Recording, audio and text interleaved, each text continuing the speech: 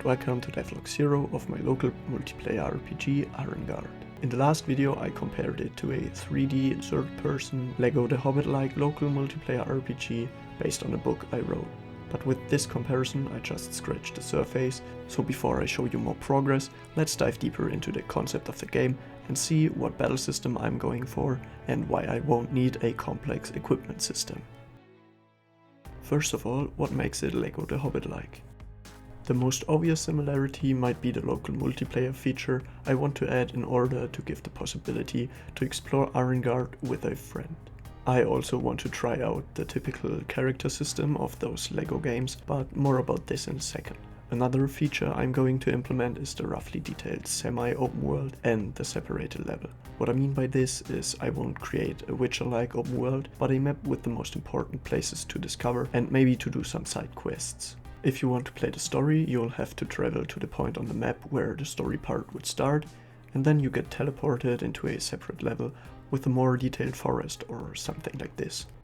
Speaking about level, I want to add something similar to the minikits. In my case they will look like a book, and if you collect, let's say, all 10, you might unlock a sneak peek of the actual story the level is based on, but this reward might change during development.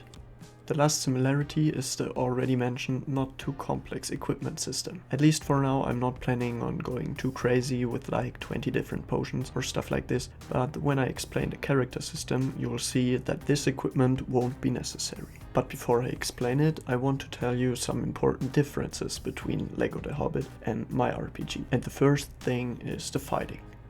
Even for my brother, the fighting system in LEGO Hobbit is no problem at all, and I know that's done on purpose, but I definitely want a more challenging and engaging battle system. But more about this later on.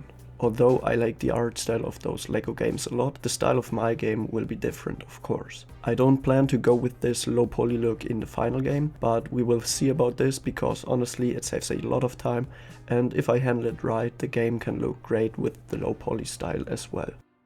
So that were the major differences, I guess, and now we'll have a closer look on the most special part of my game, which is the character system. In most RPGs you play as one, maybe two characters, but not in Àrengard. As already mentioned, I'll go for this system where you can change to any character I'll add from my book to the game.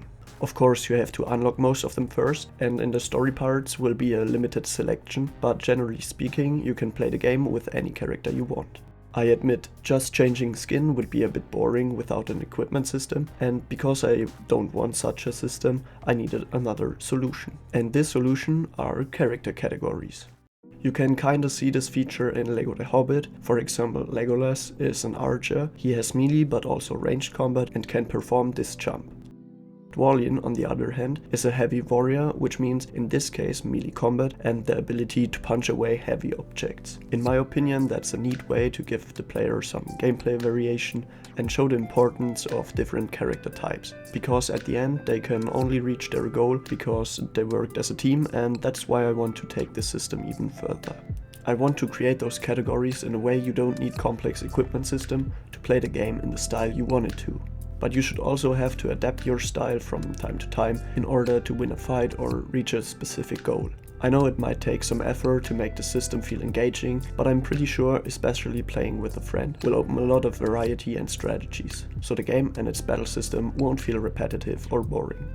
Speaking about the battle system, I mentioned a more challenging and engaging system. I just don't want the game to be finished by, for example, spamming the square button on a controller. And that will be done on the one side by basic stuff like dodging, parries and different enemy types, but on the other side the character categories will have huge impact on this topic. Because, for example, some categories will be unable to dodge while others are, but they might be unable to parry, causing you to think about your moves. What I noticed while writing the script for this video is that it sounds like a pretty tough and complex battle system, which isn't true. It will definitely be harder than the system in LEGO The Hobbit and maybe challenging from time to time, but definitely nothing to worry about.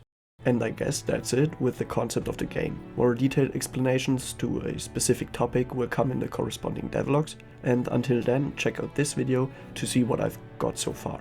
Also, don't hesitate to ask questions about the concept in the comments and subscribe to stay up to date. But now, thanks a lot for watching and I'll see you next time.